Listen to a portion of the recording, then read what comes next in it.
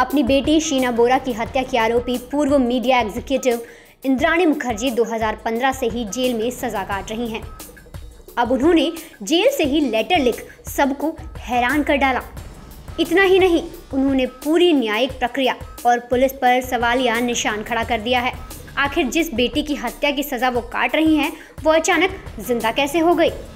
CBI ने अपनी जांच में बताया था कि शीना बोरा की हत्या अप्रैल 2012 में हुई थी। शीना की लाश को रायगढ़ के पिन इलाके में जंगल के बीच दफन कर दिया गया था।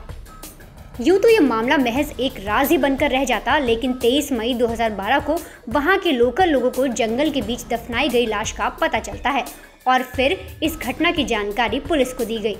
इसके बाद पुलिस मौके पर पहुंचकर लाश को जमीन से निकालती है, फिर लाश की पहचान कराने की कोशिश करती है, लेकिन असफल होने के बाद लाश के कुछ सैंपल लिए गए, फॉरेंसिक रिपोर्ट रख ली गई और पुलिस ने लाश को फिर से दफन कर दिया। फिर वक्त गुजरता गया और मामला ठंडा पड़ता गया। शीना बोरा मर्डर केस साल 2015 में लाइमलाइट हुआ, क्योंकि मरने वाली लड़की एक हाई प्रोफाइल परिवार से संबंध रखती थी, जो कि मर्डर से पहले घर से गायब थी।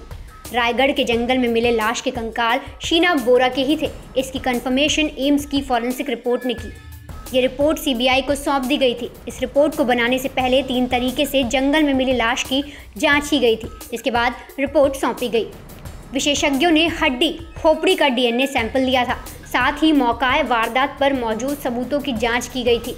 सभी सैंपल शीना बोरा की लाश से मेल खा रहे थे। सबसे अहम था शीना बोरा के शरीर से लिया गया डीएनए सैंपल, जो मुख्य आरोपी इंद्राणी के डीएनए से मैच करता था। इसके बाद सीबीआई ने अपनी रिपोर्ट सौंप दी। अब जेल में बंद शीना बोरा मर्डर केस की मुख्य आरोपी शीना की मां इंद्राणी मुखर्जी के दावे ने सीबीआई को कटघरे में लाकर खड़ा कर दिया है।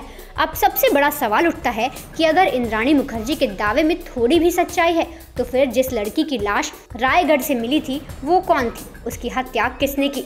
लड़की के कत्ल के पीछे कातिल का मकसद क्या था? आखिर कत्ल की इस साजिश का मुख्य किरदार कौन था?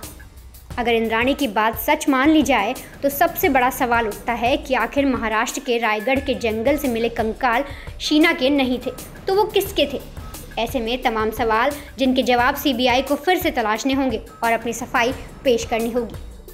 ब्यूरो रिपोर्ट, क्राइम तक।